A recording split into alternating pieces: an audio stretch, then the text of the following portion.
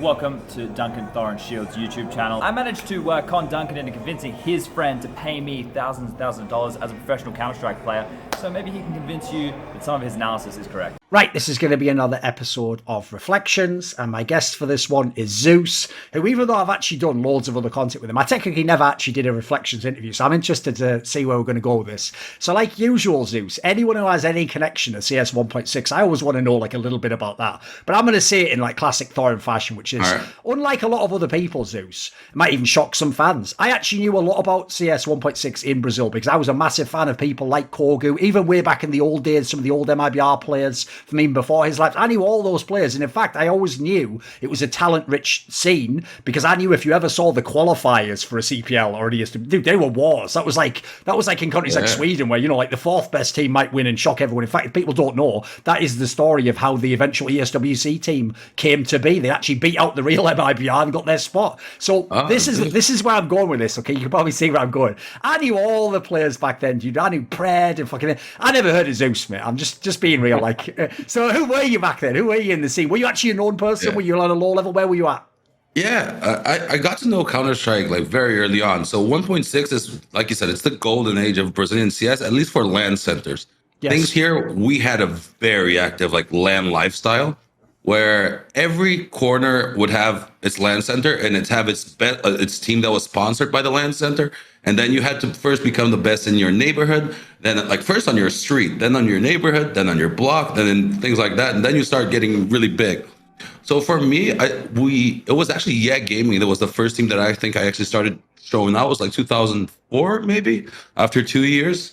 And I was pretty known, but like you had the top three, MIBR, G3X, GC, those were like the unbeatables, right? And then, so I'm from São Paulo. São Paulo is the hardest region, like the biggest region, and it was the hardest at the time as well. So for me, it took a while, not a while, for you to break through into that G3X and MIBR. You wouldn't make it as your own team. You had to join one of them to be known. And they were pretty locked. Like we call it panela in Brazil.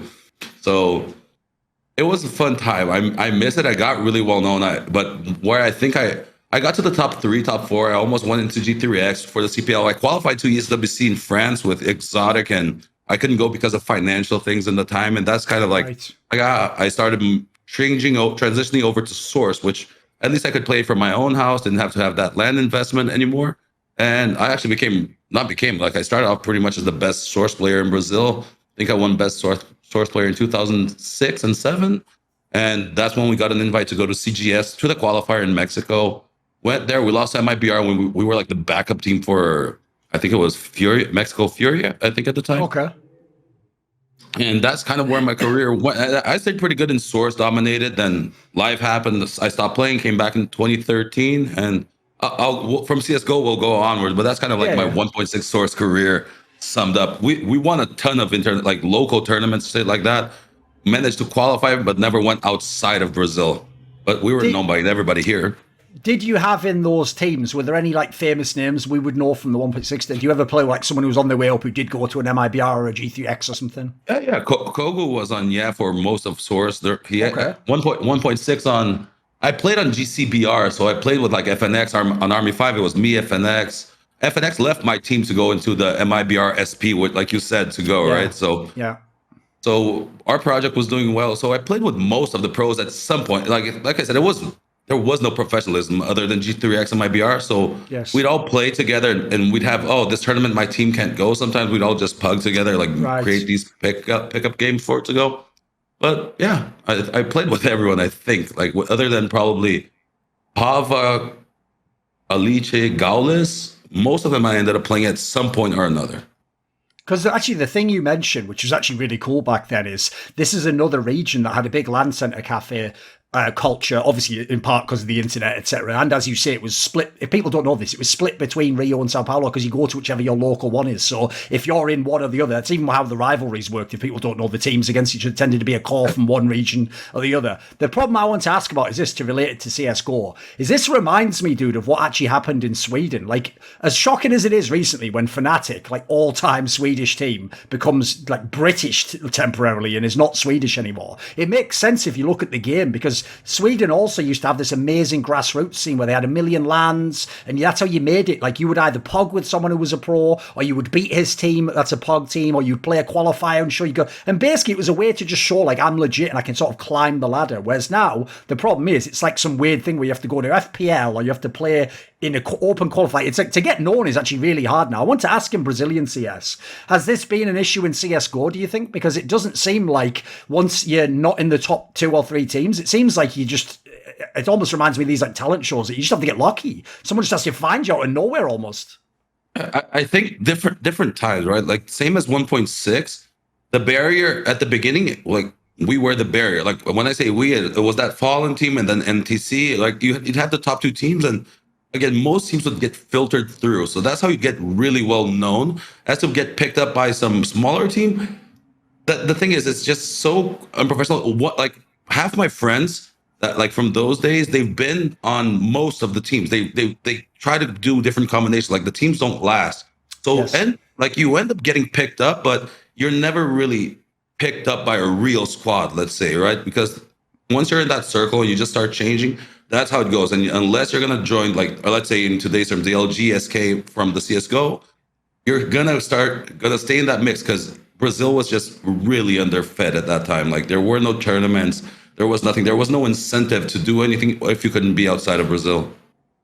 The one other thing as well that I want to bring up along those lines that would probably shock a lot of people who are 1.6 fans is, dude, the amount of people who were the 1.6 pros who still play to this day is incredible. They're just in smaller teams, years and years. Like, I remember this, as soon as basically Liquipedia was invented, I just remember going, holy shit, that guy still plays. And then this guy still plays. And yeah, some of them have become coaches, but the amount that were active in CSGO who never sort of made it to the international level is incredible. Why is this? Like, for example, can you actually make decent money at that level? Is it just passion? What is it from? I mean, I can't think of any other scene that has as many active old pros. Like I said, since it was a LAN center, no joke, we used to spend most of our time with our friends, so they were our family. So people do it out of passion for the game and out of the friendships and relationships that they built. I think, like, when you think of pros like Bit, who's still playing, right? You have Chucky, who's Godsend's coach. You have all these streamers coming up, like Gaules, BTO, Michelle. They're all like streamers that either they played professionally to some extent. They were right there with us, like, playing.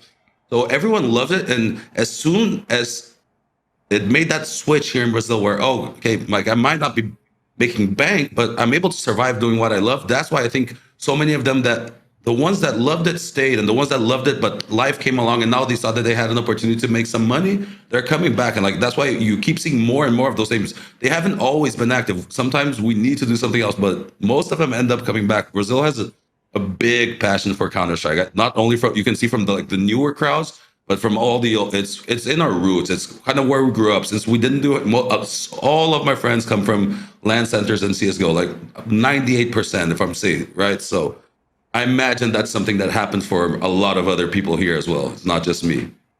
Right, so everyone mainly knows the story of when you came and you joined Luminosity, and that was basically, even from the first event, was when the team went up to being a contender status and was suddenly one of the best teams, whereas before that they were kind of like, I would give the analogy of like a Tyloo type team. Maybe they could win the odd map here or there, but no one really thought they were going to win. We had never won a best of 3, yeah. Yeah, exactly. That. So here's the question I have, right, is obviously for the meme, everyone knows, like, oh, FNX had to join because no FNX, no Major. Everyone knows all the fucking memes. But here's the weird part where I actually don't think you get credit, dude, is I brought this fact up before and it shocks people when I remind them, right? They think of the best 3 players at Luminosity. It's obviously coldzera, Fallen, and Fur, right? I tell them, you know, those 3 players were playing together for months before FNX and Zews joined, and that was the team that was still just coming top 8. Like, they weren't dominating the world. They were good players, but something about the team, they hadn't figured out the style yet or something. So when you came as a coach, obviously this is back when people also aren't so sure, like, how much does a coach do? How much input do you get? What would you say? What was your impact on that particular core, that unit of the team, the first time that you were around with them? I think that everyone's impact, and not trying to be very just nice about it, but what happened, right? We lived across the street from each other. Like, I knew Fallen and all those guys from back in Brazil, so we're all like gambling our lives, just putting people in our situation. We were giving up everything to be there, and somehow we had to make it work, right? Before you go to a tournament, before anything, like, do you want to do it? Yeah, things change. We joined, and the amount of effort that we all like, how much we wanted, the amount of effort we put in was gigantic. And that's why I say everyone that had their parts, not like, oh, Zeus joined and fixed it. I, of course, had a great impact because back then it was like you, at least tactically, I think Fallen, coldzera, great callers, like they both complemented each other very well. Coaches back then were actually overpowered. So how much my impact? I think I was overpowered back then. I could talk 24/7. True. So Yeah. I could hear stadiums. I could hear the crowd. I could see screens. There were times where I'm like, dude, That's on right. your left, like the player's Yes. almost dying. Like you see something they don't. And I did a lot of, not the prep or in study, because we weren't big fans of anti-strat. We were more of understanding our job. And Fallen was a great professor in that sense of keeping everyone in line with the fundamentals of what we want to do, but coming up with different strats. Everyone had their input. And me as a coach, I had a gigantic input in all the quirky little details. Like for each match, we'd sometimes have a new smoke, one-way smoke, or sometimes a new decoy trick to open the door sideways, or you have something great game-changing as in an execute, something like that. And we were putting in so much time, like on each our own. I don't think it's one part or another that made it, but yes, I do feel that FNX, myself, and Taco joining, we brought that X factor to the team, like what was missing. Each one just fit into whatever was needed. We didn't know what the roles were back then. We just tried to fit in. So yeah, I think I went it a little over, but on my part, I did a good job. I had a lot of impact, in my opinion, at least, and my teammates, that's what counts. Since you referenced him as well, because obviously I didn't mention Taco also joined the lineup at this time. Let's actually talk about that briefly, because that's a player where I'll even admit that's a player I was wrong about, actually. I just watched the initial eye test and was like, this guy doesn't have very good aim. Like, the fuck is this? Like, why did they recruit this guy? And then also, I didn't know how the structure of the team would play out, like the roles. So I have to say, I think it only took me about like a year before I was like, holy fuck, actually, this guy's sort of like the fucking glue of the team. Like the way he's playing, you can see, I mean, people know the memes, but it's partly true. People like coldzera, that does open their game up if they've got someone like that that's going to do some dedicated stuff that a normal player won't do. So give me your thoughts, because I think you said some line like every team needs a tackle or some line like that, which is like, it is sort of true. Like, if you know like how you divide up resources and roles in a team and who gets to sort of do what they want or has to do what must be done. Give us some thoughts on this. Like, what was his addition to the team? What did he bring to the squad? So my coaching view, like Taco, I think even he will come to the agreement. Like when he joined, he was about as raw as you could get, right? Like he had low sensitivity, so his aim was super low. He couldn't follow, and he knew where he was. But when I say every team needs a Taco, it's not only in his play, because he developed. Like right now, you see Taco playing today versus 6 years ago. It's a different player. Like it's a different beast. He's way more complete now. And Taco never stopped working. So when I say every team needs a Taco, yeah, back then what I meant was role wise, right? Because, well, we kind of invented or at least bettered the lurking role. We had the dedicated entry and support and things like that. And today that's not the case anymore. But I think that saying every team still needs a Taco is truer now than ever, because it's about the personality that's in there, who's behind that player, like what he does and what he brings to the team. He's very communicative. He's like a leader in the personal aspects, right? Every team has a relationship when you're dealing with humans, and he faces things head on internally, and normally when he's not crazy, in a very good way. Sure. And he brings all the friendship and friendliness, and like my English is getting bad so long I haven't practiced it, but he brings that selflessness to it. And in game, he showed it by being the dedicated support role and entry fragger at times and things like that. But out of game, it's like, oh, you guys are having trouble. He's the one that's helping. Like, oh, your role is tough. I'll pick it up. Dude, don't worry. I'm going to kill myself. It's all these little details that make every team need that guy, that glue, like you said, right? And I think in game, dude, props to him, because we know where it started, and look at how he's gone. Majors, I don't know, 13 tournaments or something. He was at one time the highest played CS player in the world. Like, dude's got it, and now he's bringing up a new bunch of kids now, kind of passing that legacy forward. I think he's probably one of the most complete professionals we have in Brazilian CSGO. So I think highly of him and what he brought to the team.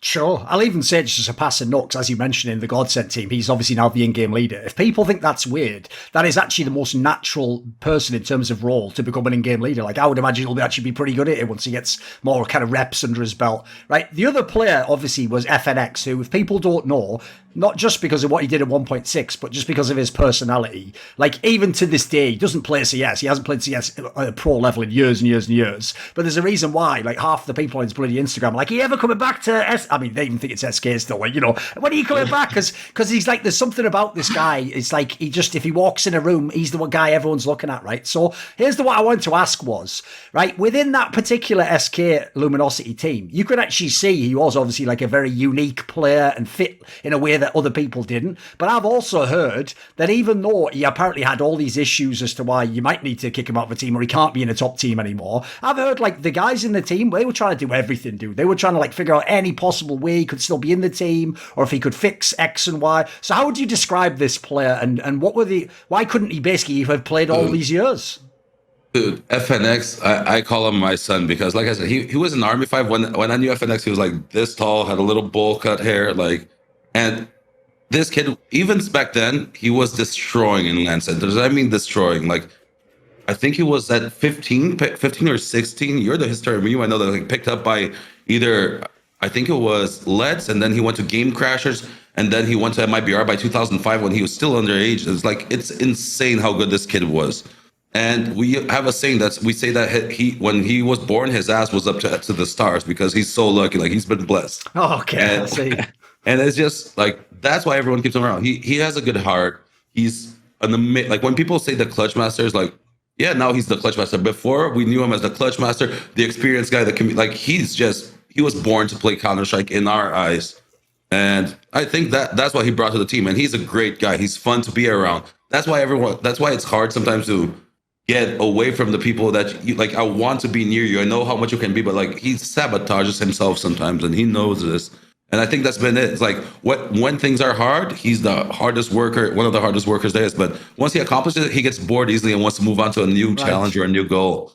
But what he brought to us in that beginning, like, especially to the team, because like you said, Brazil had in CSGO, we hadn't won one best of 3 yet, like, as a nation. And having a guy who's won a world tournament before, who knew what to talk about, like, sometimes he'd miss the smoke, but he overcompensated, like, don't worry, you got this. And he knew how to handle the emotions correctly in those moments to have the team. Like, he passed that knowledge to the team. So FNX is amazing in my eyes, at least, especially during the time that we had in Luminosity for all the memories. But other than that, I think his career is pretty cool and like quirky in its own way too.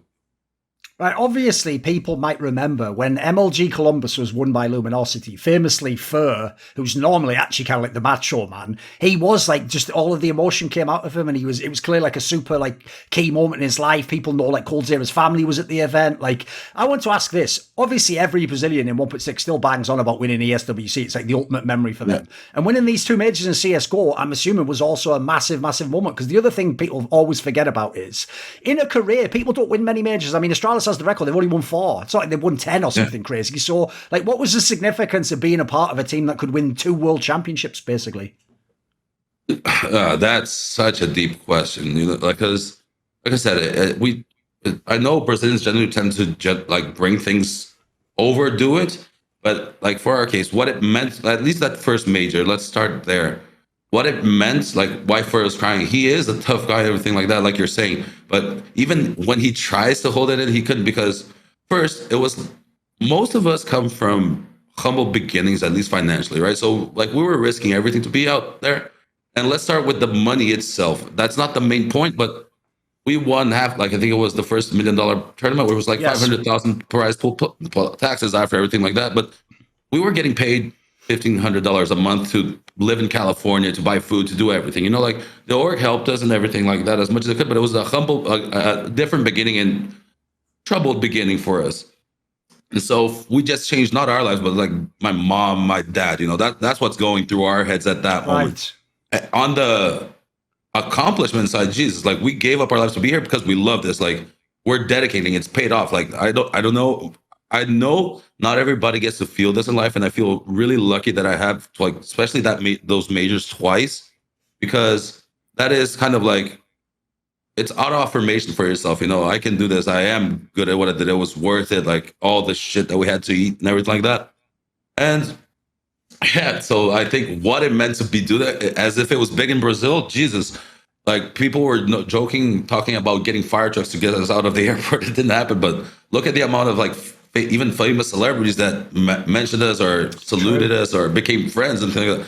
It just, we were able to bring, like we said, money in Brazil was scarce for everybody, not just esports, but for us in all those moments and through everything, we were able to bring that money and that those lights shining on Brazil. We now have tournaments here. I remember like one of the greatest things I ever heard was when we had that blast in São Paulo, Brazil, which probably was my worst defeat in my career later on. Like we lost every match in front of a home crowd going crazy. But before the event, we heard something like at the end of the event, we heard something that changed our hearts forever. Our manager, Ricardo, he said, guys, like, I know you're down, just do your best, but look around here. Everyone that's here is for you guys. Like the jobs, like see that woman cleaning, see that guy serving food, see that security guard. They're here because of all the things you've done before. So don't be ashamed and shit like that, you know? So that's like what it means to us. It's really big. I can't put it into words. It means the world, everything that we've done. No joke. At least on an accomplishment side, seeing how many people got in touch and like, you changed my life because I was able to get like have a relationship with my dad because we watched CSGO together. It's kind of crazy to think of, like, we never imagined would get that much, but in those moments, those crucial moments during that lineup and all the iterations, I'm sure they had those moments too. It's the most satisfying thing in the world. So that's as best as I can explain it, I think. What you said, that essentially like hinting at the cultural side, is crazy as well, because I don't think people realize, like, it's not a joke. People like Neymar and other famous footballers are legit shouting out the CSGO players. Like, if people have to take a stock for a second, that would be like when Simple wins the Grand Slam. If like Habib from the UFC was like, oh, nice job, Simple, like, loved watching you playing. That doesn't happen. It's very, very rare that happens anywhere else in the world, dude. Like, if anything, you know, like CS and esports is still its own thing, you know, it's like a little bit niche. How come in Brazil it seems like it's crazy the reach it has. It's the same thing. Like Neymar, Casemiro, all those guys, they play Counter-Strike because one, they love it, and they played it in their shot. Like they probably all didn't grow. I'm assuming this, but they probably didn't grow up with at least as much money as they have today. And when times were a little tougher, you'd go to a LAN center and play with your friends. It's a way to live life, and it was a good way to live life. Don't get me wrong. I think like I wouldn't trade those days for anything. Those golden days, as we were talking about. So I think they just real. They're just real. Like they're celebrities too, but it's kind of like us. When someone comes to me at a bar, I'm like, oh my God, it's zews. I can't believe it. Like here in Brazil, it happens more than you think. And it still shocks me to today. So I imagine they feel the same. They're like, dude, I'm just a guy who plays football for a living or basketball or whatever it is. And I used to play Counter-Strike and something like that. That's my thing. That's theirs. So they're very real. I think that's something about Brazilians in general. We're very passionate, but we're real. Like we know what if it's shit, it's shit. If it's good, it's good. If I like it, I like it. If I don't, I don't. But you'll know it as well. That's a bad part. But sure. I think, yeah, I think everyone is too real sometimes. But that's also how the celebrities and common people, we all just like I'm the common in this case. We just, holy crap. It's like, yeah, because they know it's real too. They're like, oh yeah, I play a game too. Don't worry. Like we're the same thing. I was even a little bit luckier that mine's bigger, but who knows what yours will be tomorrow. Sure. Right, okay, everyone knows the story, right? That after winning this second major, Zeus goes, and this isn't going to be a main part of the interview, and does what I consider an ill-fated move, where he tried to become a player and play for Immortals. And even he figured out very quickly, like, that's a fucking bad idea, this isn't working. Now listen, I get that side of the story, by the way. Like, I totally understand the idea that, like, if you think it's one last chance to be a pro and to play, listen, everyone would rather play than be a coach and these things. It's just a fact, right? But what I wanted to know was the other side. Like, that story makes sense to me. But this is the part I wanted to ask about. And obviously this is a bit touchy, so you have to tell me what you're going to say on this. One is, I did sometimes get the vibe, because I've noticed those players throughout their whole careers, I don't think that they necessarily like coaches that much, Zeus. So I did kind of also get the vibe that they were like, do we really need him? And then also, secondly, I wondered, maybe I heard a little bird. Maybe there was also some fuckery, like maybe the org didn't want to pay Zeus what he was worth. You know, a guy who just won 2 majors. What would you say to this? Or, you know, you can answer it however you like. All right, I'm going to answer that in a bit, but on the playing career, look at the data after and see if I'm crazy. It was a horrible move. I played badly, but I lasted, I think, 3 months in Immortal. We beat Cloud9 on LAN on my first tournament. Okay. We won Pro League online on front of SK, who was the best team in the world, and we beat them. And ECS, I think we were doing better. We did better as well. And then we fucked up E-League and Brazil, which were gigantic things. But 3 months playing, I tried to be from coach to an in-game leader and player for Immortals. And we know how that team is in personalities. Love those guys. So True. Just a side thought there. But on the SK thing, no. So yeah, explain why it went. And so first, the organization not paying me, that's bullshit, because that's like, whoever said that, I get why people would think that, because coaches back then, we didn't have an amount, right? Like, it was a new thing. So it was way different. So I remember back then, like me, Zonic, and all the other coaches, like at the time, Starks, we all pulled each other to see where we got. And I was very lucky, and I'll say this openly, because my team fought for me till the end. Like that's how we were close. They're like, no, Zeus gets the same salary as everyone else. That's that. It's as simple as that. Like, no other way, or else we're not going, we're not doing. And so, no, like, I left SK because I really wanted to try it one last time. And looking from behind LG's screen, it looked like it was fucking easy to be player, you know? Right. It seemed simpler than it was. But so, yeah. And what was the other part? As if the players not liking coaching. Yeah. So that, I think, is something that when I was there to begin with, no joke, like I said, coaching was new, and so I was developing as well with them. So I did. Why I say I was a comedian, I mentioned this a lot of times in interviews and things like that, because I adapted to whatever the situation. So you're thinking, coach, like, oh, he has to do the analysis. No, I was thinking, coach, like, I need to do whatever this team needs done to be fucking better, to have an easier day. Some days it was tactical work. Some days it was bitching at somebody. Some days it was being a friend and a shoulder for someone that needs it. Some days it's getting food. Some days it's working, like doing some pep talk or some shit like that. But it's mostly keeping everyone on the same fucking strategy and mentality of we're one unit, we're going together, and being kind of an example where possible, right? Because everyone's fallible. So they didn't have a problem with coaching. They had a problem with over-analyzing their own game. And I think that's what none of the other coaches, other than me at the time, and me because I was coming from the inside, knew how to work with them, right? Like, they Counter-Strike is an area that, I defer from a lot of the coaches out there. I think that there's not one way to do it. It's 1,000 ways, and it's kind of the way you shape it up to be, and you're playing an odds game, right? So you don't know how the other team's going to react, and you have to react to yours. But when other coaches they had their way to play, and I accept that, and even though I believed something else, I was able to accept that at one time and help towards that goal. So that's the idea we're running with. There's one game, we're running with this one game.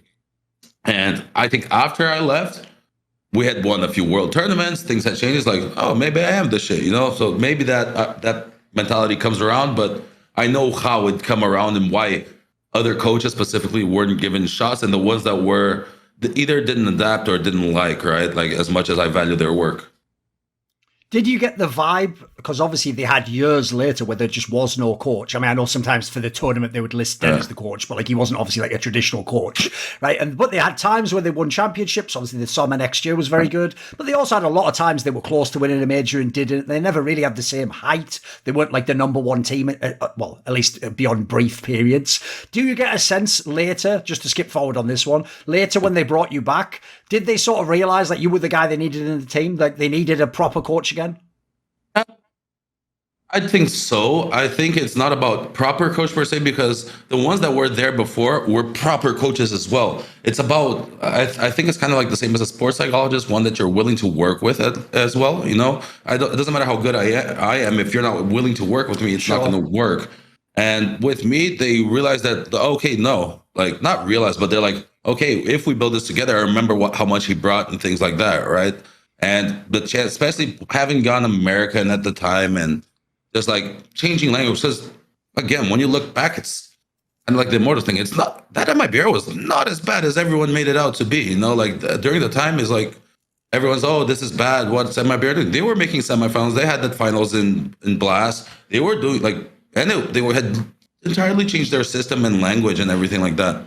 So it has to be from a nostalgia point, in my view. Like, I get that. Of course, we believe that we could have been the number one team in the world, but Paco and I were on Liquid, things like that. That's how that merger, in my view, becomes real, right? Because it doesn't depend on us. There's money, there's everything else. But for it to become real, it has to be something that, for a personal sense and professional together, this is making a lot more sense. And I wouldn't say so it's a coach revival thing that, oh, and some newfound belief that coach is like they already knew what could be done and couldn't be done. It's just no, we think that the benefits outweigh the cost of this one, like for in everything, and the potential is there. Just before we go to the Team Liquid stuff, obviously you did get to again work with the same players, coldzera, Fallen, etc. Right? You guys always, I noticed in interviews, always stressed the fact that like coldzera got to make a whole bunch of calls in the game and was sort of like the secondary caller, and obviously was mid-rounding if he was alive in a scenario, etc., which all makes sense. But I've noticed actually fans seem to forget that when they think only about Fallen. Like they think about Fallen like they think about Glaive. Like, right, you get Glaive, you put him in a team, give him anyone, and it'll all work out. Whereas obviously we've seen the last few years, sometimes Fallen actually hasn't even been the IGL sometimes, like in Team Liquid. A lot of his teams, he himself in interviews has sort of said, like, I've maybe lost touch with the meta, or I had a different idea about how to play. Right? How would you divide it up? Because I've noticed when they've gone their separate ways, they've both had times they've tried being in-game leader without each other, and it does feel like something's missing. Like the two of them together was almost like the combo.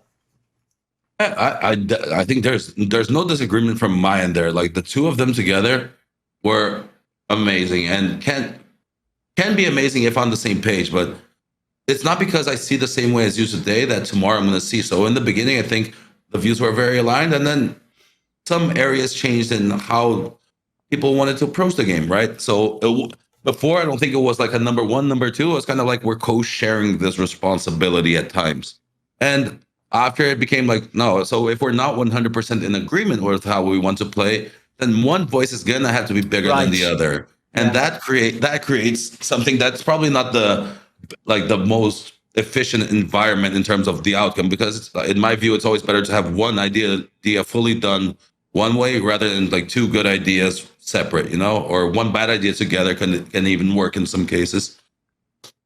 So yeah, I think they complement well, and I think they're both really good and can be really good at still like till today. What they're doing, their level of like, I say this as a fan at times as well. Like I watch these guys from behind. The level of understanding they have, like from a micro level of CS, the macro is they get. The micro is insane. Like I should have gone left when I went right, but I'm not talking about the simple one. Like I'm jiggle straight. I'm in the middle of a 1v1 where I already did like 3 cuts to the left, 1 to the right. And they're like, I remember this situation when I played it in 2007. Like the person you have to be to remember like how you played the 1v1 against a team in Scrim in 2007 and know that you messed up again the same thing. Like holy crap! Like this is some next level shit. Yes. So I know that they can be good. Then it's going to be about styles that I really don't know how it, like I did IGL for Team Liquid for a period of time as well, like from coaching when we were allowed to do it. And I know how it's hard to change, like getting people on board. It took me like months and years and lined up changes to get from like, I think when I joined 19 to number 2, it eventually got there where we were the constant number 2, but it was like a gigantic work. And thankfully the players on Liquid for me at the time were very friendly and open to it. They're like, zews is coming from a major championship, everything. So they were willing to follow that vision for a long time. In the coldzera Fallen way, if neither of them are going to be given the chance, or if they can't do it for that long, whatever happens, I don't know what happens in any teams, it's going to be hard. Like seeing Fallen to me has always got to be an IGL. Like, I don't know, watching the outside, how is he not the IGL at times? Like, that's Fallen. That's core in who he is, Yes.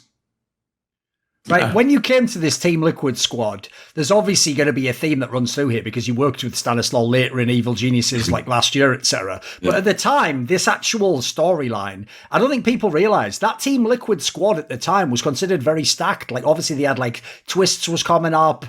This is before NAF, obviously that was the next year. They had Elise still, who was very good. Nitro was good. JDM had been signed from CLG, who at the time was actually a very respected player. And Stanislaw is the IGL who just came out of Optic. Everyone thought like, holy fuck, this should be the team. This is the NA team that's going to do all the damage. And obviously the bizarre thing was the results when Stanislaw was the in-game leader were not very good. It was only the occasional good run. And then if people remember, after the player break, when you had the results, we had the finals at ESL New York and Mykonos. This was when Stanislaw technically wasn't in-game leader. He was just some sort of weird like lurker on the map, right? Yeah. What do you think happened? Because obviously in his career, he's had this very weird trend of like, sometimes he's amazing. Sometimes his team even's like, no, he can't be the IGL. Like what was the issue in Team Liquid, do you think? Team Liquid, like for that's a long period from like when I started, it was Hiko, JDM, all those guys. And then fast forward maybe for Stanislaw 5 months, something like that. So I kind of already had an idea of what the team was, and like I said, we were in an environment where everyone was working towards one goal. How we were doing it, we were set. Like already had an idea, and then when he joined, he followed for a bit, but then he knows this. He was very stubborn in his way sometimes, and unfortunately, that's what happened. Like me and him started clashing heads really badly because he wouldn't see eye to eye. But I was kind of running a project already for a while, and I knew how to get it done because I had seen it be done. And he thought differently, and he tried his way, didn't like it. And when we tried ours, like he gave up on wanting to be an IGL at the time, and Nitro did our run for Mykonos and everything like that. And unfortunately, then kind of okay, so it's gonna be me versus Zeus. Zeus won in that moment because that's how the team believed should have been done. And it's hard to it's sad to open it like that, but it is. And props to Peter that not only that, he was able to come up to me at a major in London, the PGL major. We weren't on the same team. He's like, yo, dude, I'm sorry. It was like, I'm sorry for how I acted back then. I was wrong. I'd love to work with you again someday. And this, I was still on Liquid. So pre MIBR, everything like that. So props to him. That's why when I went to EG, I knew we'd have no more problem because he had apologized for his thing. I apologized for acting wrong. Like if I reacted wrong or didn't make it easy on him, things like that. And we moved on. But during the Liquid days, kind of that's the position. Our team did well with him. We were doing all right. We were doing Mykonos, all that. He wasn't IGLing, but to his props, he was giving ideas in it. This one IGL thing, I'm sure there are a lot of teams that do it. But mine, I've never let it work like that because I want to have input from myself. Right, but from the other players as well. I think everyone has to kind of, if I have an idea, you have to be able to fill in that idea. Sure. So I'm like, oh, we're gonna split A from this, and then someone says, okay, so I'm just gonna molly long A here, make it a fake, something like that. I'm gonna put out my molly, make it look like we're popping here. That's like they can make your idea better. So he was doing a lot of that in his defense as well. Along these lines, when you were talking about clashing heads and stuff, I wanted to ask this because I actually have a different perspective because I also am in League of Legends, right? And in League of Legends, where they've had all this money in the LCS, the American League, they've spent sometimes 2 or 3 times what the European leagues are. And I've heard one of the reasons is that the LCS is worse than the LEC, for example, the European League. Isn't just skill. It isn't like the players are all worse. It's that apparently they have a very different culture in the LCS teams where players, especially the North American players, they sort of don't like to be criticized. They want it to be sort of you're supposed to sort of hold their hand a bit. You're supposed to very politely tell them there's a problem, and they don't definitely want what the Europeans do, where you sort of just argue about stuff. Someone says you fucked up. No, you that's kind of the approach. So was there any of this in Team Liquid? Because I got the vibe you had some pretty sort of introverted guys on that team.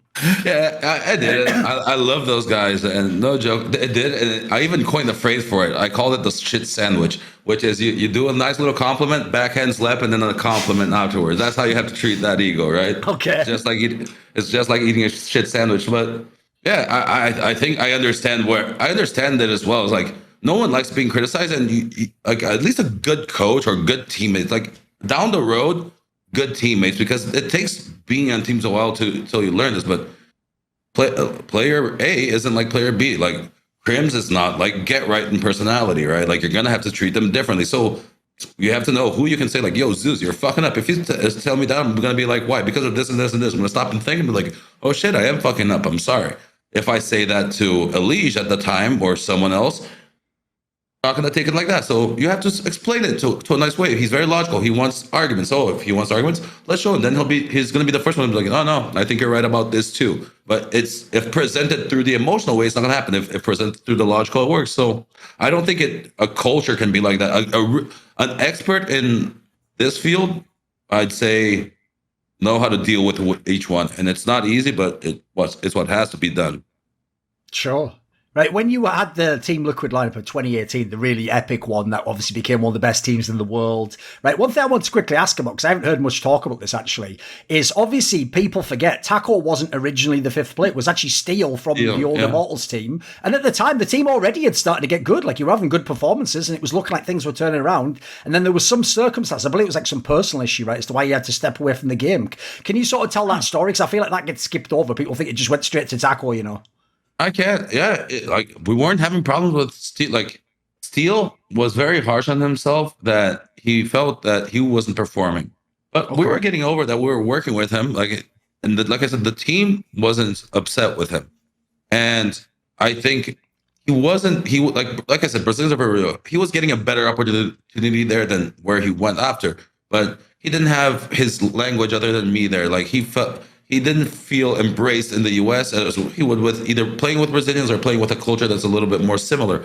So he generally called me into the room one day and just like, yo, Zeus, I know tacos on the market. I want to leave because of this, and this. I don't think I'm not happy here, and that's what I want. And he was able to be very clear about it, and like to the point where I'm like, dude, I'm sorry, sure, blah blah. Yeah, then all right, like I'm gonna see what I can do here to just release you in the best way possible because we had bought him out, things like that, right? But with him, he was just very genuine up to himself. I think he's like, yeah, I'm doing good here. We're starting to do well, but I think they can be better with someone else. And I'm not as happy here. Maybe I'm going to do better if I'm happy somewhere else. And it was by his own choice and will, out of nowhere. In line with the discussion we had earlier about Taco, Team Liquid has to be where anyone who still thought like, oh, Taco is just like the worst player in the team and he's carried by everyone. They can't surely believe that after Team Liquid because this was one of the best teams in the world. It's not a Brazilian team. He's coming in with a totally different setup with all different players. You're the only person he basically knows directly in the team. Like, this is where Taco, if you want to see what his game is, just go look at this team and you'll see. Yeah, Taco, like when he came into Liquid with Taco, it's like we were screaming with some other players. They wanted to go American. I'm like, God, like Elise was all with me. He's like, yo, let's get Taco, you know? Like he knew how he wanted to play, how he wanted the team to play. And he always liked the Brazilian core and everything that we did. And we were trialing some other people that I don't even remember. Like that's how Taco was. I don't even like we were trialing the top tier players because we already were at that moment the best NA team. We had surpassed Cloud9, which was like the big milestone at the time, like the first one that they like when I joined Liquid, they asked like, oh, can we be the best team in the region? And we were doing that, and we have a player leave, and then trialing everyone. A lot of the players wanted to jump ship, but Taco played for us. No one even remembers who they were. We're like, we have to get him, and it was not a hard job to convince Liquid to get him based on his accomplishments speak for himself. I even showed you the document that I prepared. You remember, right? Oh yes. And I have no problem in opening this and like how many viewers he brings, how genuine he is, how good he is to the team, and like how he did like a whole presentation, everything. Right? Yeah. Like, as a coach, like I said, you have to fit everything. If what the team needs is the best hire, you have to go out of your way to make sure that the organization understands that we need that player, you know, and I helped do that as well. But like I said, with Taco, I basically just put it on paper because with him, it's easy. I didn't even have to create anything like, you know, like have to figure out some weird angle. No, he just speaks for himself. I just put it in their faces and yeah, the rest is history kind of for Taco. Right. If I ask this question about 2018, it's going to be not the usual way of asking it. And obviously, it's like a layup question. Yeah, I can sort of tell what you're going to say. But this is the thing that's like, you know, the idea that like one small change could change everything else. Well, the obvious story people might know is Magisk was never supposed to join Astralis. Like, first of all, they tried to keep Kirby, but then Kirby just left on the day of the contracts. And then they tried to get Config, but then Config said whatever stupid thing he said to fucking Sonic and like tweeted at me. By the way, he did a KNG there. Somehow tweeting at me affected your career. I just don't tweet at me. You know, if you're a pro player, just play the game. Don't worry about Be tweeting. smart, boys. Don't worry. Thorin. Don't worry about what I'm tweeting. Exactly. I'm playing on a different level. I can't be fired. You have to understand that, boys. You can be. So anyway, all this happening, right? Eventually, they get Magisk, and obviously the rest is history. They're amazing, blah, blah, blah. In a world where any other player is in that team, I'd love to see what happens in 2018, right? Because I know fans now are going to be like, no, they always beat a team. Who the fuck knows? If anything's different, that's a different year, right? Completely, because... No joke. If you saw, there was a weird thing that, like, I remember that year very clearly because it's what made me like shape things in my head to do the choices that I made. Astralis was unbeatable to us, but first Liquid, if you watch, like we only kept getting better and better. Like at the end of the year, that last tournament where we gave them the gold bars and Odin, I just remember that scene, like flying gold glitter everywhere and gold bars being handed to the other side. Amazing, but. As I remember all that tournament, I don't think we lost more than 10 rounds on a map to anyone else. Like, that's how good we were getting. It was only Astralis. It's not like, oh, they lost us all the time. Yeah, we only lost them. Like, Big, we're destroying people at the time. And Big was like, we can't get past 10 rounds. I think it's in 8 or 9 maps. That meant the Big manager told us at the time.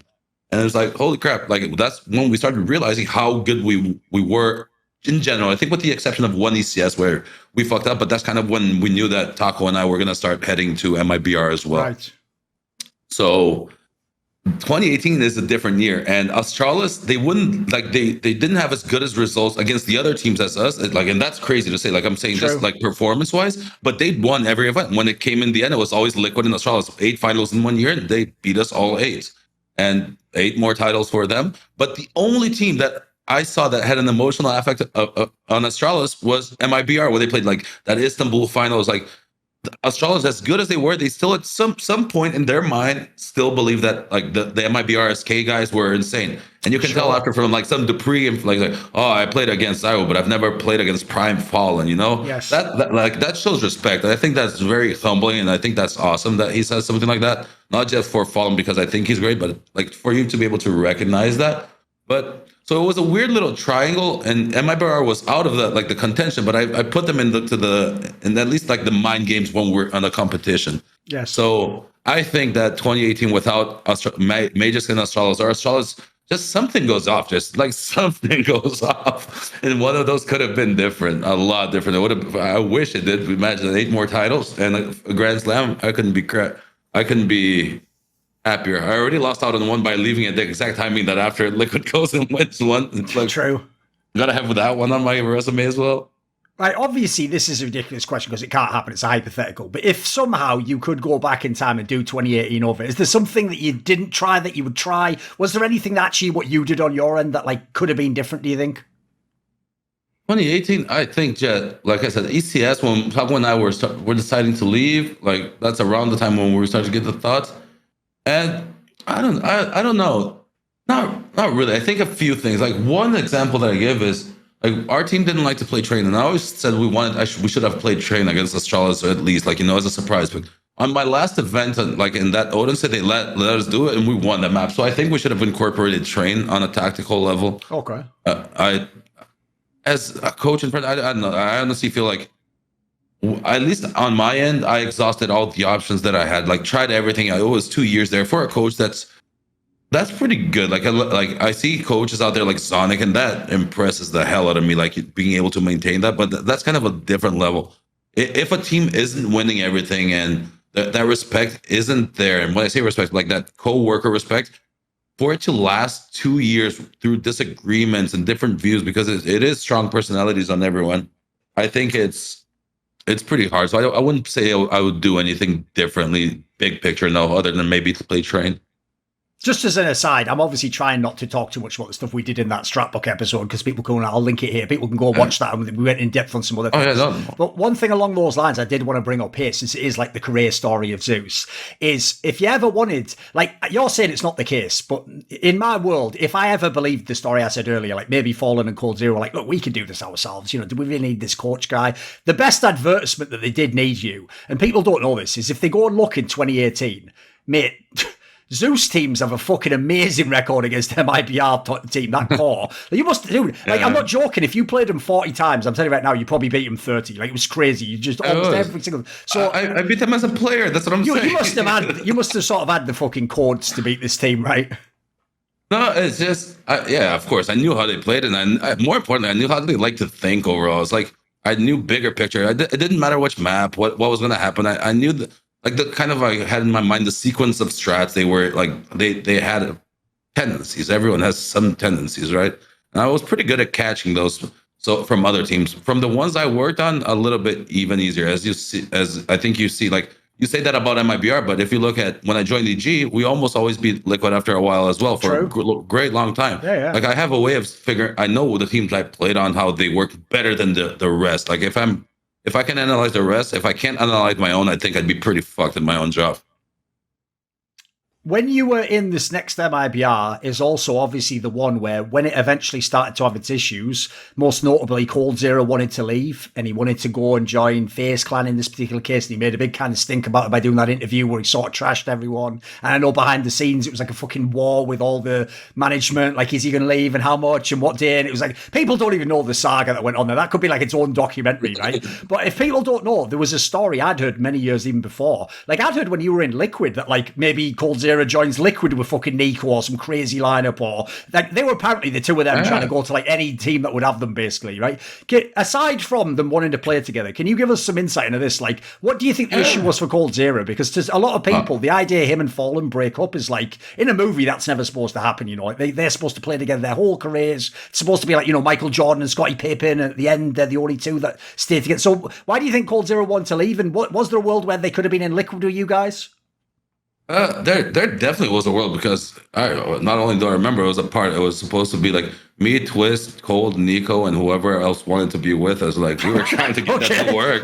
We were trying to get that to work. It's like we had the ones we wanted. I'm not going to expose those. I'll say Cold and Nico because they ended up working together, yes, right? True. So, and Twist is there as well. So like they were able to kind of, after a long time, get the dream idea gone.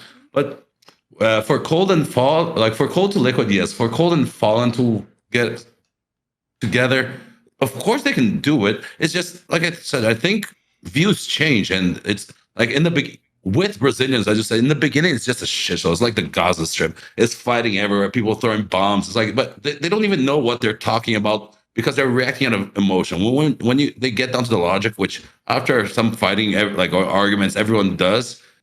You're like, oh, we have different views on how to approach. Doesn't mean neither of us has to be right or wrong, right? But in the beginning, it's always, oh, you're right, I'm wrong, you're like, or vice versa. So for them to work again, definitely can. I don't see a problem why it wouldn't work now.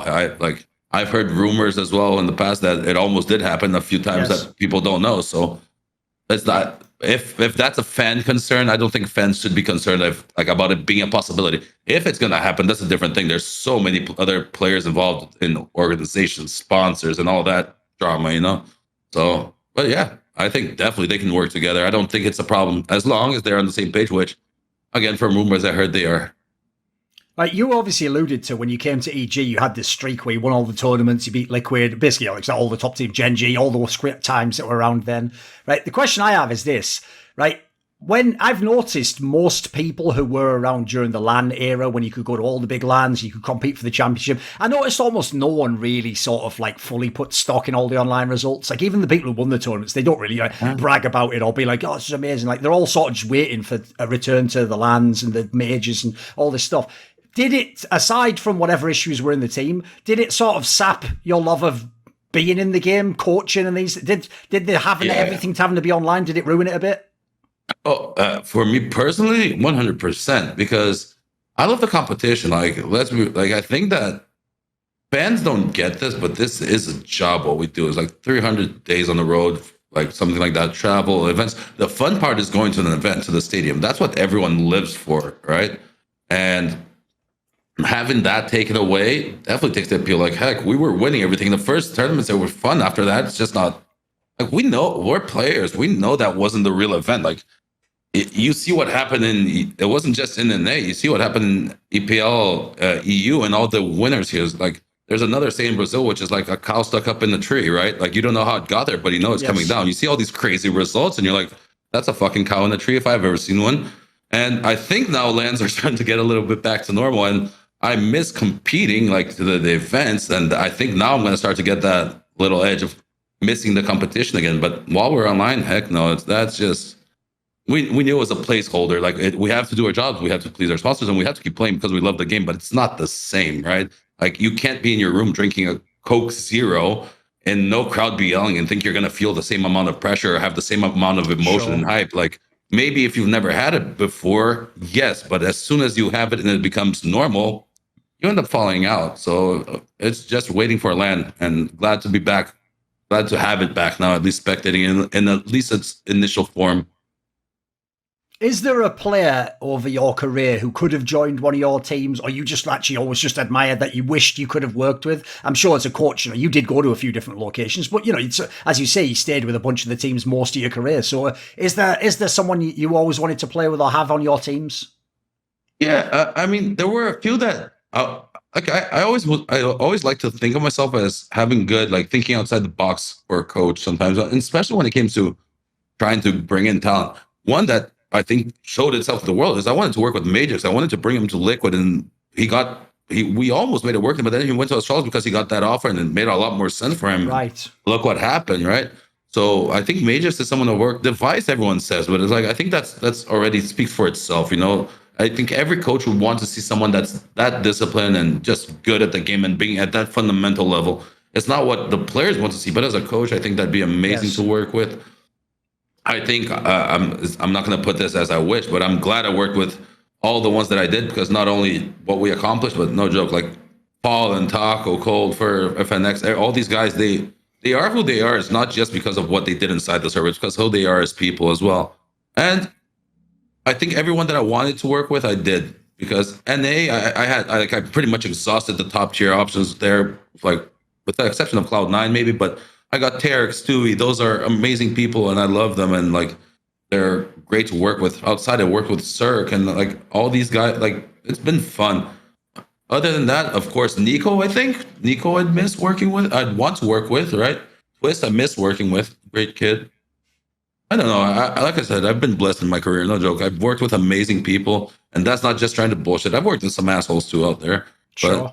but like most of it, I've been lucky, and I don't think I don't wish I'd worked with someone other than maybe a Nico or, like I said, a Device, something like that, because I wouldn't trade the ones that I did for anyone else.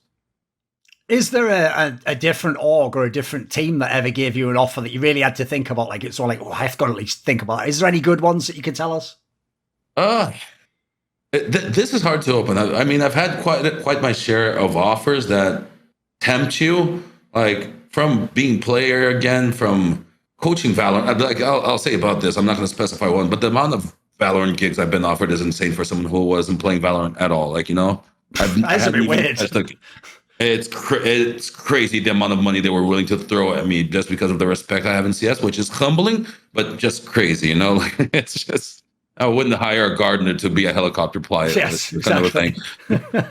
So, yeah, I mean, let me think. From the CS one, if there's anything I could do, I can give you offers. Like there were organizations that, since I did my job, I also dealt for other teams, right? So when we were doing the whole LGSK debacle, which was the gigantic shit, imagine a third party came along and offered you double what the double already was, and that was after you already signed. So you're like, oh shit, Sure. So, yeah, I think that I can't really go into anyone else, because the ones that come to my mind, there are other parties involved. You know how it works. What about when you said as a player though? Like obviously, I joked with you about the Immortal Spirit. There was other chances to come back as a player and actually be like an actual pro. Are we talking the last few years?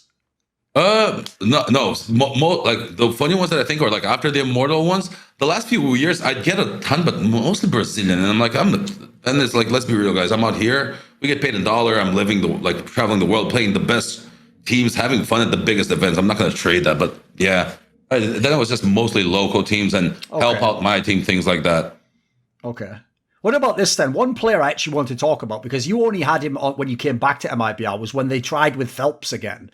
And this is a player to me where, I've gotten luckily to talk to a few Brazilian players who played with him, and I've gotten some background info, but I still find him to be a mystery dude. He reminds me a little bit of the mystery around FNX, where like the crazy thing about him is, whenever he was in the SK or MIBR teams, beyond brief periods where he would look really good, it always did look like the player who was the odd one out, like the player who doesn't fit somehow, or the team doesn't use him the right way. But every time he leaves the team and goes to another Brazilian team, he's one of the best players. Like, he's just amazing. So what is the mystery of this guy? Why hasn't it worked, do you think? I think it's worked. It just hasn't been consistent, right? Like, he won the tournament with SK. He's doing good with Gods, and now, like, during the Immortals, he had a few runs and things like that. But Phelps, I think, is one. I think it's obvious he's greatly talented at the game. But again, it's just that, like you said, the backstory. It's the personal things, right? He's very closed off to himself, and he knows that and worked on it. And I think now he's 1,000 times better. But he was just kind of in his own head. So when it's good, it's great because you're your best praiser. But when it's bad, you're your biggest critic. And he's very connected with his family and things like that. And being away from home, it would put himself in some tough mental positions where he just couldn't handle it. Kind of like the SEAL thing. I've heard him multiple times mention or consider quitting SK when they were winning tournaments. It's like he's very genuine to himself about my happiness is more important and my family's happiness and things like that. But for an athlete to be consistent, that just because the team understands it doesn't mean that they have to accept it, right? For them. That's kind of how I feel happened around his career quite a bit. Now I think things are a lot different with him. At least from latest talks I've had a pretty good relationship with the Godson guys lately, and I really like where they're going. No joke. I think that not for just from the results, their work ethic and their mental, like I said, that big picture, they're trying to get on the same understanding. One thing that obviously has been a big storyline sort of behind the scenes in Brazilian CS, I would say basically since the MIBR team you were in, which is when all these other talents did emerge, the Furia guys, some of the people like obviously TRK when he was on Team 1 was a player people were aware of years before, even the Safe guy now that's come up. The problem basically I heard was, whereas back in the day, it's like actually when Furia came up, if people remember, I thought this was hilarious. As soon as they came up at that like ECS tournament, like the next on Reddit immediately there was a photo of Fallen. He had his arms around all of their star players. He was in like a bar or something, and I was like, dude, that's back in the old days. That would have been the end of Furia. Like they would all have joined like MIBR the next day or whichever two he wanted, and that was just the way CS went back then. The big team could always take from the little team. It seems like it's gone way too far the other way now. Like now it feels like these players, once they sign the deal at the Brazilian team, they might not be able to get out for 3 years, or the buyout might just be so crazy that, you know, even if it's the biggest team in the world, they're not going to pay for a guy who hasn't been at tier 1 yet. They're just going to say, I can't justify, you know, a $200,000 buyout. So where is Brazilian CS at in that sense? Because that seems like something else that's holding back some of the big teams making the moves they would have made. 100% spot on there. I think that's, of course, one of the plays that followed us in the MIBR, because it's so like it was the core +1, so we had to find that one, and so after that didn't work, it was a +2, right? But people very fastly realized that MIBR is not a seller, MIBR is a buyer. At least when we were there. Yes. So jack prices up to the sky, and good luck with that. You don't want them, find something else. But if you don't have something else, right, you're kind of screwed. And that's part one of it. The part two is, yes, they're signing these players for what I view as, like, in Brazil, if you come here, like, if someone gives you $1,000 a month here, dude, that is fucking making bank, you know? Yeah. But that's not the reality of the world. Like, some of these players, you know, they could be making, if they're playing for a tier 2 American team, they're going to be making 5 to 10x that, right? Yes. So, yeah, I hate this Brazilian organization mentality that we are the saviors of you. They act like they're saving you by giving you money, when we know actually it's a rip-off, considering how big the scene is and things like that. And I'm generalizing because they aren't all like that, but there are a few key ones that are, right? Okay. And I feel like to make a super, like, what other region has a super team and potential making, like, Denmark itself almost can make a new Astralis right now, but might be getting held back. And the CIS region. Yeah, CIS. I think that's even a better example because of how probably the contracts are and their currency worth. Seems similar. Yeah, and they had that in the beginning because it was Cloud9, Liquid, and Optic fighting. Like there's always been that dream of building the super team. Hell, when I was in EG, there was almost a super team being built, like with people trying to take players from my team, and it's business. But I think that Brazil is unfortunately taking it to the level where, since people don't have that money, it's a lot. Like, you're not gonna give up something that you have for a dream of what you don't. So maybe you lose 3 years of career, but at least you know you have a career, right? And I think that's what ends up happening. That's why these teams are tied down.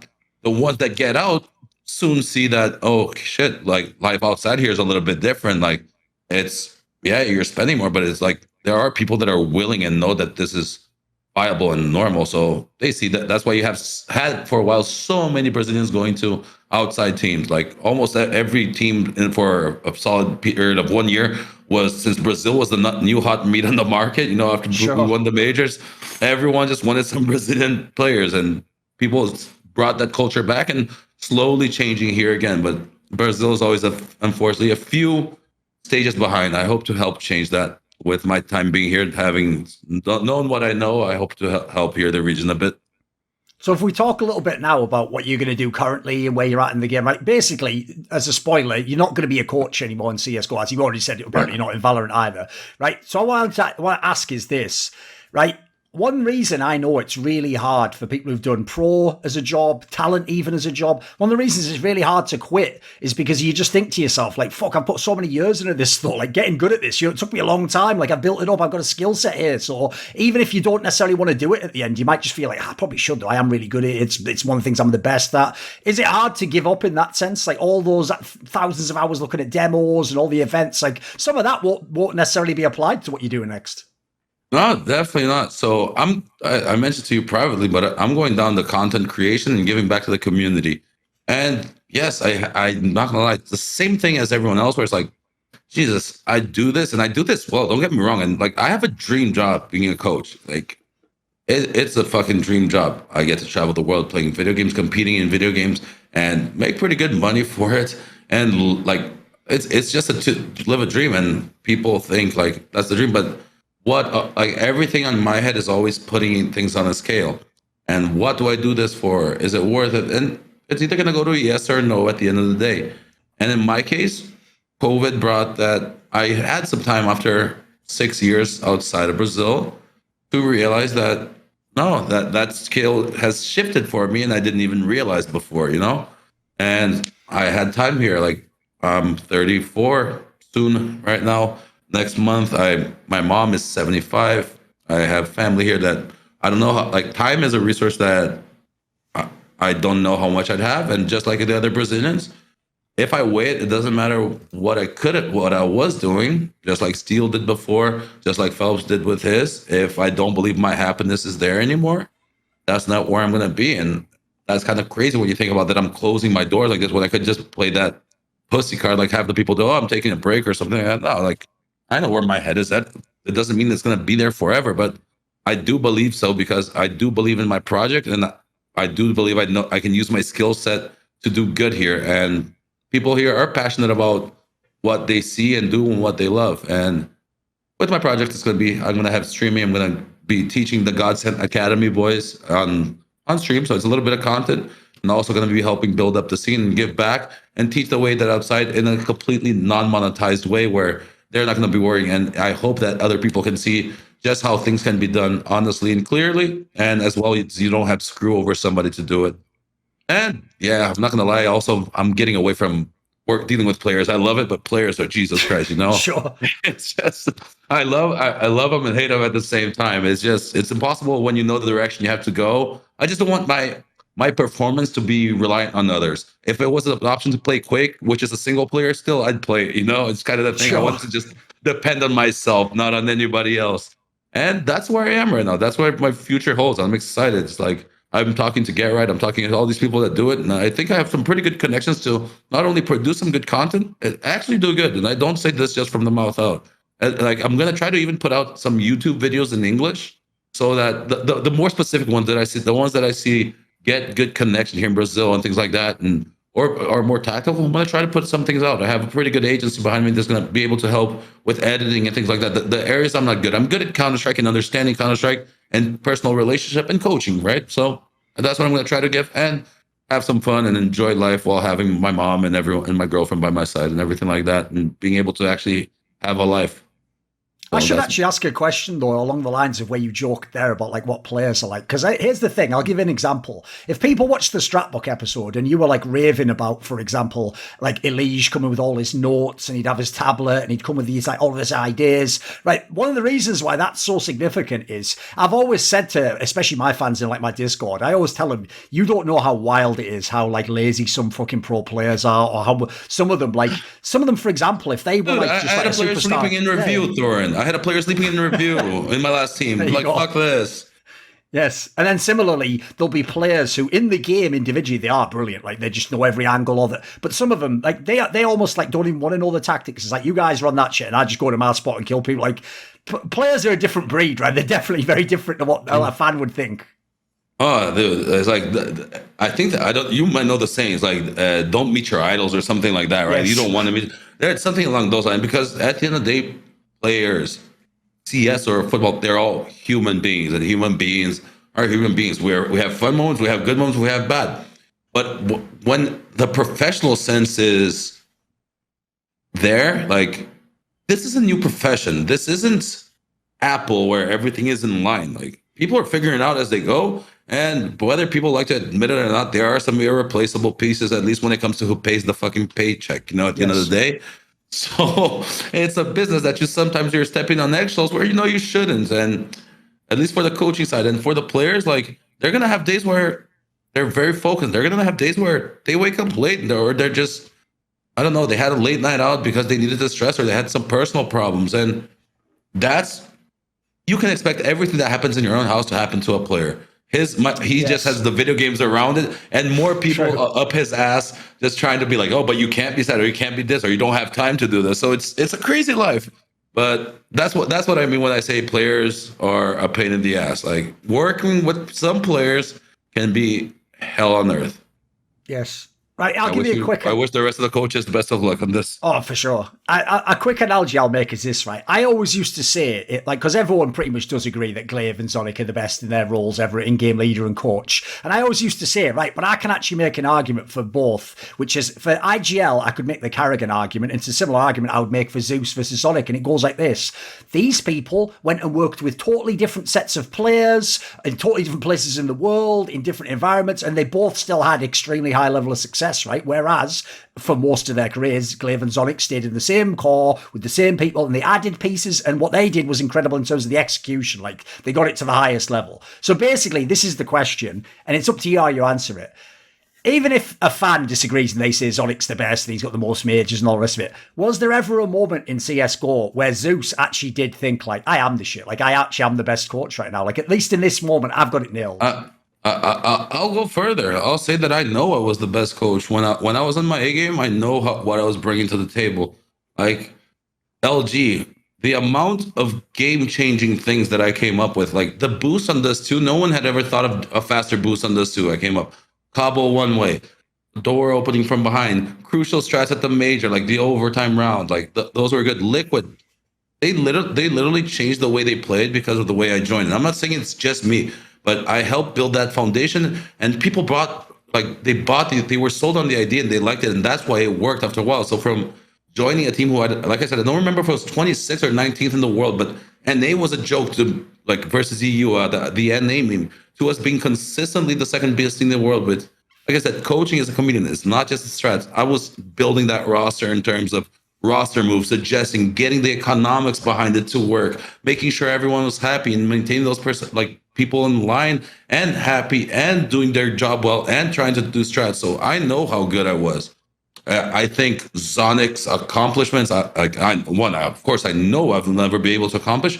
And it's a different level of respect, like I said, for him maintaining that, because I was able to do it with, if we discount MIBR, which I think we started well in me playing, 3 organizations I put in my account. I put LGSK as one, Liquid, and then with EG, getting to top 3 with all 3 of those, right? From relatively unknown positions, all 3, and with my coaching joining help. So I know how good I was. I say I know I was the best at what I did, but what I did isn't necessarily what Zonic does or what XQZ does or what anyone else does. And I think they're all amazing at what they do, and I have so much respect for them. But I have the same amount of respect that I have for them, for me, and believes that I did my job well and I accomplished what I accomplished, and I'm very happy because of that.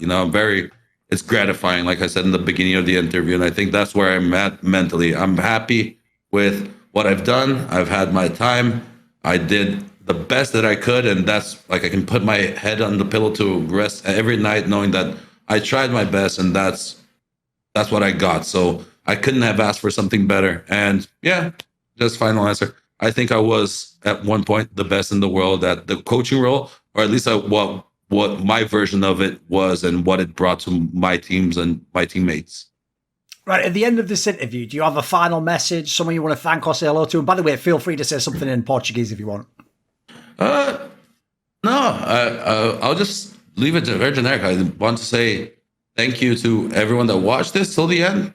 Great job if you're able to hang on through the whole way. Thanks to fans and everyone that supports just CSGO and esports. I'm really happy for it. I'm not going to go into a monologue or anything like that, but thank you for everything. It was good memories. Not because I'm leaving that it's with a heavy heart. It's like it's from choice, and it's from we have moments in life, and I hope everyone finds the ones that make them happier, and that's I think what matters most. That's it. Obrigado. Obrigado. This video was kindly supported by Lager15, Matt Pugnatio Ricula, Scaparin, Travis Goff, Zach Smid, Adam Oaks, Alexander Rao, Animosity, Butt Pounder 420, Chris, Hades, J Dubs, Jensen Go, John Shelton, Joseph Ginsberg, Kovacevic, Tobias Bernasconi, Zumba, Zyrathenia, and as always, a special thanks goes out to both Jerky's Minion and DZL. Do you want to suggest a topic or a guest for my content? Would you like to ask a question for my monthly AMA? Want teasers for upcoming content or interview guests have I done, etc.? Do you want to take part in one of those donated discussions? Well, if you want any of the above and previously mentioned, put your money where your mouth is and join the Screwluminati today at the description box link to Patreon.